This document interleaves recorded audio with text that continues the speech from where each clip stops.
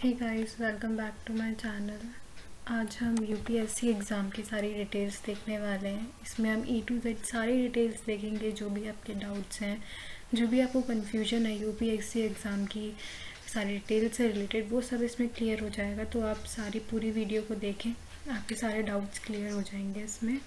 तो हम स्टार्ट करते हैं वीडियो। सबसे पहले इसमें यूपीएससी एग्ज़ाम डिटेल्स में सबसे पहले हम एलिजिबिलिटी देखते हैं कि एलिजिबिलिटी क्या है। इसमें सबसे पहले है कि जो आईएएस, आईएफएस और आईपीएस कैंडिडेट्स की पोस्ट के लिए जो कैंडिडेट अप्लाई करना चाहते हैं वो भारत के नागरिक ज़रूर होने चाहिए। उसके अलावा जो बाकी सारी सर्विसेज हैं जैसे आईआरएस है और बाकी जो भी सर्विसेज हैं उसमें आप इंडिया के सिटीज़न या फिर कोई ऐसा इंडिविजुअल जो कि जिसने माइग्रेट किया हो Pakistan, Myanmar, Sri Lanka, Kenya, Uganda, Tanzania, Zambia, Malawi और इन सभी स्टेट्स कंट्रीज़ में से, और इस मकसद से कि वो परमानेंटली इंडिया में सेटल होना चाहता है, तो वो भी इस एग्ज़ाम के लिए अप्लाई कर सकता है। सेकेंडली हम आते हैं यहाँ पे एजुकेशनल क्वालिफ़िकेशन पे। एजुकेशनल क्वालिफ़िकेशन में जैसा कि सभी जानते हैं कि इसमें ग्रेजुएट होना बहुत इम्पॉर्टेंट है। आपके कितने परसेंट मार्क्स हैं, क्या है, उसकी कोई वैल्यू नहीं है। बस एक सेंट्रल या फिर स्टेट डीम्ड यूनिवर्सिटी की तरफ से आपको एक ग्रेजुएशन की मार्कशीट होनी चाहिए, और बाकी उसमें कितने भी परसेंटेजेस हों वो अब मैटर नहीं करता। बस आप उसमें पास हों, that's enough for to apply in this exam. उसके बाद एज लिमिट में यहाँ पे 21 एज लिमिट जो है वो मिनिमम है। मिनिमम आपकी एज 21 होनी चाहिए। और जो बाकी जैसे जनरल वालों के लिए है 32 इयर्स तक वो अप्लाई कर सकते हैं, और ओबीसी वालों के लिए 35 है अपर एज लिमिट, और एससी एसटी वालों के लिए 37 है। अब इसमें ऐसा नहीं है कि आपके जितने ईयर्स हैं आप उन सभी ईयर्स के लिए अप्लाई कर सकते हैं। उसमें आपका ये है कि उसमें आपको कुछ मिनिमम नंबर ऑफ़ अटैम्प्ट्स मिलते हैं। वो अटैम्प्ट्स हैं जैसे कि जनरल कैटेगरी के लिए 4 अटैम्प्ट्स हैं, ओबीसी कैटेगरी के लिए 7 अटैम्प्ट्स हैं, एससी एसटी कैंडिडेट्स के लिए वो कितनी भी बार अप्लाई कर सकते हैं अपने 21 to 37 ईयर के एज कैप के बीच में। जितनी भी बार वो अप्लाई करना चाहते हैं उतनी बार वो अप्लाई कर सकते हैं। एंड सेकेंडली आपकी जो 21 ईयर्स ऑफ जो एज है, जो आपकी मिनिमम एज है, वो आपकी 1 अगस्त से काउंट होगी। जिस भी ईयर आप एग्ज़ाम दे रहे हैं उस ईयर में 1 अगस्त तक आपकी 21 ईयर्स एज होनी चाहिए, तभी आप उस एग्ज़ाम को अप्लाई कर सकते हैं। उसके बाद हम आते हैं कि सिविल सर्विसेज एग्ज़ाम में स्टेजेस क्या क्या होती हैं। यहाँ पर आपको 2 स्टेजेस मिलेंगी। पहला होता है प्री एग्ज़ामिनेशन, सेकंड होता है मेन एग्ज़ामिनेशन। जो प्री एग्ज़ामिनेशन है उसमें 2 टाइप के पेपर होते हैं जिनको हम सीसेट भी बोलते हैं, और ये ऑब्जेक्टिव टाइप पेपर होते हैं। इसको सेकंड स्टेज में हमारे मेंस एग्ज़ामिनेशन में जो है टोटल 9 पेपर होते हैं। उसमें से हम देखेंगे कि डिटेल वाइज से कौन सा एग्ज़ाम किस किस कैटेगरी में क्या क्या होता है, किस एग्ज़ाम में किस सब्जेक्ट का होता है, क्या होता है। और इसके बाद जैसा कि हम जानते हैं कि मेंस के बाद एक पर्सनालिटी टेस्ट होता है जो कि डिपेंड करता है कि आपका जो मेन एग्ज़ाम है उसके बाद वो किस टाइम में हुआ है, तो उसके बाद ही उसके अकॉर्डिंग से 2-3 मंथ्स के गैप के अकॉर्डिंग से आपका वो पर्सनालिटी टेस्ट एग्ज़ाम होता है जब आपका रिज़ल्ट आ जाए मेंस का। उसके बाद अब हम यहाँ पर देखते हैं कि इसमें जो पेपर हैं प्री में 2 होते हैं, मेंस में यहाँ पे 7 पेपर होते हैं। यहाँ पे ये 9 टोटल हैं। प्रीलिम्स में मार्किंग पेपर 1 में +2 मार्किंग होती है, पेपर 2 में +2.5 मार्किंग होती है, और दोनों में ही 1/3 मार्किंग नेगेटिव होती है। मतलब एक क्वेश्चन आपने गलत किया तो उस पर 1/3 नेगेटिव मार्किंग भी होगी। प्री के दोनों ही पेपर में जो टाइम ड्यूरेशन मिलता है हर पेपर का, दोनों पेपर में वो आपका 2-2 घंटे का होता है, और मेंस का हर पेपर आपका 3-3 घंटे का होता है। जो क्वेश्चंस हैं प्री में वो ऑब्जेक्टिव टाइप होते हैं, मतलब एमसीक्यू जो टिक मार्क वाले होते हैं, और मेंस में सब्जेक्टिव टाइप होते हैं जिनमें आपको डिस्क्रिप्टिव टाइप क्वेश्चंस जो होते हैं जिनमें आपको डिस्क्रिप्शन में लिखना होता है। सेकेंडली अब यहाँ पे प्री का एग्ज़ाम पैटर्न जो है प्री के एग्ज़ाम पैटर्न में आपके 2 कंपलसरी पेपर होते हैं। एक होता है जनरल एबिलिटी टेस्ट और दूसरा होता है सिविल सर्विसेज एप्टीट्यूड टेस्ट। ये 2 टेस्ट आपके प्री में होते हैं और ये दोनों ही ऑब्जेक्टिव होते हैं। इसमें क्या होता है आपको कि 4 ऑप्शंस आपको दिए होंगे, उसमें से किसी एक करेक्ट ऑप्शन को आपको चूज़ करना है। जो क्वेश्चंस होते हैं वो इंग्लिश और हिंदी दोनों ही लैंग्वेजेस में आते हैं। जो इंग्लिश लैंग्वेज है वो 10th लेवल तक की अटेस्टेड पैसेज वगैरह हिंदी ट्रांसलेटेड, उसमें सब चीज़ें दी हुई होती हैं क्वेश्चन पेपर में। आप चाहें तो इंग्लिश में या हिंदी में किसी भी लैंग्वेज में उस पेपर को अटेम्प्ट कर सकते हैं।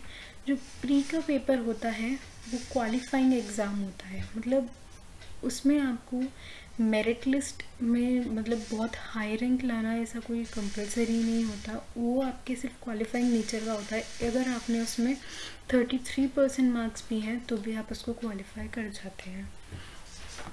जो कैंडिडेट्स मेंस एग्ज़ाम में पहुंचते हैं प्री के बाद, वो 12 to 13 टाइम्स ज़्यादा होते हैं वैकेंसीज से। मतलब सपोज़ जो भी वैकेंसीज़ होंगी, जो हमारी आईएएस के लिए जो वैकेंसीज, आईएएस का यूपीएससी के लिए जो वैकेंसीज होंगी, उसका 12 to 13 टाइम्स कैंडिडेट्स मेंस में बैठते हैं। उसके बाद जो प्री का पैटर्न है ये ऑफलाइन होता है एग्ज़ाम, जैसा कि मैंने बताया कि 2 पेपर होते हैं। और जो पेपर 1 होता है वो 100 क्वेश्चंस होते हैं उसमें। जो पेपर 2 होता है उसमें 80 क्वेश्चंस होते हैं। टोटल मिलाकर जो प्री का पेपर होता है ये 400 मार्क्स का होता है। पेपर 1 जो होता है वो 2 मार्क्स ईच क्वेश्चन होता है, तो 200 मार्क्स वो। और जो 80 क्वेश्चंस होते हैं हमारी पेपर 2 में वो 2.5 मार्क्स ईच क्वेश्चन होता है, जिसके हिसाब से 200 मार्क्स हो। तो 400 मार्क्स हमारा पूरा प्री का पेपर होता है। ये क्वालिफाइंग नेचर होती है इस पेपर की। और 2 घंटे का ये पेपर होता है। जो ब्लाइंड स्टूडेंट्स हैं उनके लिए 20 मिनट्स एक्स्ट्रा होती हैं इस पेपर में। जो एग्ज़ाम की लैंग्वेज है वो इंग्लिश और हिंदी दोनों में ही होता है। उसके बाद जो प्री की मार्किंग स्कीम है, जैसा कि मैंने बताया कि जो फर्स्ट पेपर है जनरल स्टडीज़ का वो 2 मार्क्स ईच क्वेश्चन कैरी करता है। और सेकंड पेपर में सीसेट के पेपर में 2.5 मार्क्स ईच क्वेश्चन कैरी करता है। और 1/3 नेगेटिव मार्किंग होती है अगर आपने क्वेश्चन गलत किया है तो।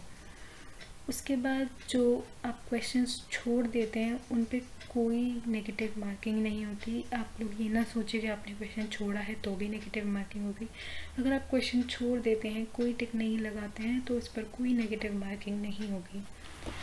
जो पेपर 2 सीसेट का होता है वो क्वालिफाइंग नेचर का होता है, जैसा कि हम जानते हैं। उसमें 33% जो मार्क्स हैं वो उसमें एक्वायर करना कंपलसरी है नेक्स्ट स्टेज को क्वालिफाई करने के लिए, तभी आप मेंस का एग्ज़ाम दे पाएंगे।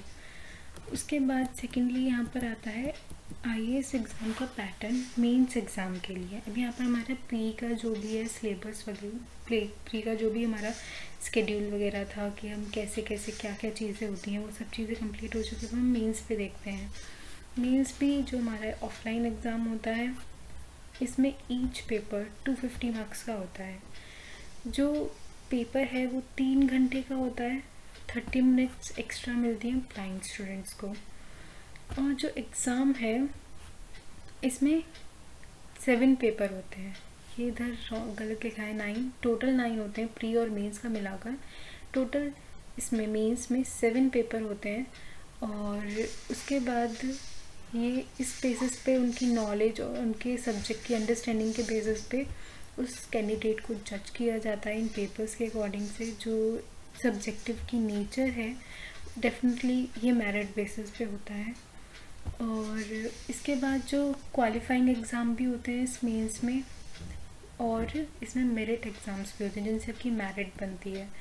तो हम देखते हैं इसमें क्या है। जो क्वालिफाइंग पेपर है, जो पेपर ए है वो किसी भी एक इंडियन लैंग्वेज का हो, जिसमें जो कि आपका 300 मार्क्स जिसमें आपको वो लिखने होते हैं। कोई भी इंडियन लैंग्वेज का ले सकते हैं आप, जिसमें आपको ऐसे लिखना होगा। और उसके बाद सेकंड पेपर इंग्लिश का होता है 300 मार्क्स का। ये दोनों ही आपके क्वालिफाइंग पेपर होते हैं, ये मेरिट एग्ज़ाम्स नहीं होते। जो मेरिट एग्ज़ाम्स है वो आपके जीएस के होते हैं और आपके 2 ऑप्शनल सब्जेक्ट्स के होते हैं।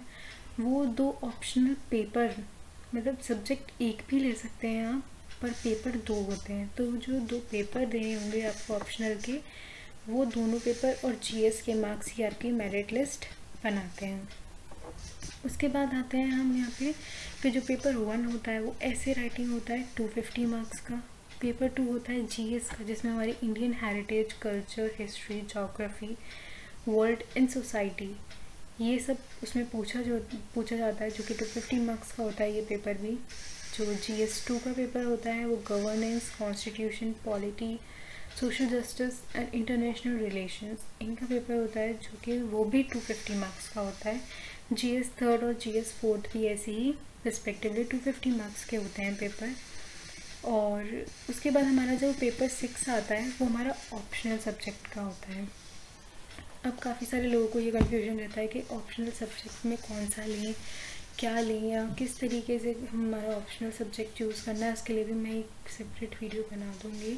पहले आप लोग ये देख लीजिए कि इसमें जो पेपर 6 है और पेपर 7 है वो हमारा ऑप्शनल सब्जेक्ट का होता है, और ये दोनों पेपर भी हमारे 250 मार्क्स के होते हैं। उसके बाद क्या है, हमारा जो सब टोटल होगा इसमें वो 1750 मार्क्स होगा। उसके बाद आपका एक पर्सनैलिटी टेस्ट जो होता है, जिसे कि इंटरव्यू बोलते हैं, वो 275 मार्क्स का होता है। और इन सबको ही मिलाकर जो होते हैं 2025 मार्क्स होते हैं। इसमें से आपने जितने गेन किए हैं टोटल, उसके बेसिस पे आपकी मेरिट लिस्ट बनती है। अब जैसा कि हम पर्सनालिटी टेस्ट का जानते हैं कि वो मेंस को क्वालिफाई करने के बाद होती है, तो इसमें 2 to 3 टाइम्स कैंडिडेट बुलाए जाते हैं, जितनी वैकेंसीज होती हैं उससे। और जो मेंस क्वालिफाई कर पाते हैं उनको पर्सनैलिटी टेस्ट के लिए बुलाया जाता है। और इसमें बहुत सारी ऐसी चीज़ें होती हैं जिसमें बोर्ड मेंबर्स वगैरह बैठते हैं। कोई भी अनबाइस्ड यहाँ पर ऑब्जर्वेशन नहीं होती है किसी भी तरीके की। वो आपसे आपके मेंटल कैलिबर और आप कितना आजकल के एनवायरनमेंट से खुद को रिलेट कर सकते हैं, या क्या किस चीज़ों के बारे में आप कैसा सोचते हैं, आपकी लीडरशिप कैसी है, ये सब चीज़ें वो टेस्ट करेंगे और देखेंगे। उसके बेसिस पे आपको 275 में से मार्क्स अलॉट किए जाएंगे। जो टोटल मार्क्स होते हैं वो 2025 होते हैं, तो उसके हिसाब से आपके 275 मार्क्स जो हैं वो आपके इंटरव्यू के हैं, तो 1725 मार्क्स जो हैं वो आपके रिटन के हैं। तो आप इसमें से जिस तरीके से भी आप गेन करेंगे उसके बेसिस पे आपकी फाइनल मेरिट लिस्ट बनती है। लास्ट में हम जो मेंस की मार्किंग स्कीम है उसका हमें जैसे कि पता ही है 1750 मार्क्स होते हैं उसमें हमारे टोटल मार्क्स का, और ये सब्जेक्टिव टाइप होता है, तो इसमें किसी तरीके की कोई नेगेटिव मार्किंग नहीं होती है। बट आप ये ज़रूर ध्यान रखें कि ओवर राइटिंग नहीं हो। ओवर राइटिंग की वजह से कभी कभार मार्क्स डायरेक्टली डिडक्ट हो जाते हैं। तो इसमें आपको 2 पेपर होते हैं, उसमें से आपको चूज़ करने पड़ते हैं। बाकी ऐसा मेंस में कोई नेगेटिव मार्किंग का इशू कुछ है नहीं, बस अपना थोड़ा प्रेजेंटेशन वगैरह का ध्यान रखें। बाकी मेंस में कोई आपकी ऐसी नेगेटिव मार्किंग नहीं होती है। प्री में ज़रूर आपकी नेगेटिव मार्किंग होती है, मेंस में कोई नेगेटिव मार्किंग नहीं होती है। अब इसके अलावा आपको जो भी डाउट हो किसी भी तरीके का यूपीएससी एग्ज़ाम से रिलेटेड, वो आप मुझसे नीचे कमेंट बॉक्स में पूछ सकते हैं। आप किसी भी तरीके के डाउट्स को क्लियर कर सकते हैं। बाकी हम नेक्स्ट वीडियो में मिलेंगे। Good bye, thank you.